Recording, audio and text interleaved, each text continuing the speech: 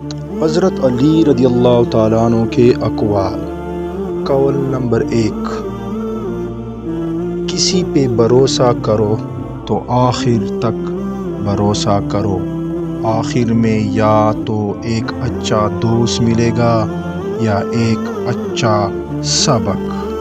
قول نمبر 2، حضرت علی رضی اللہ تعالیٰ عنہ نے فرمایا، مشکل وقت آ جائے تو کسی کا احسان نہ لو، کیونکہ مشکل وقت 4 دن کا اور احسان زندگی بھر کا ہوتا ہے۔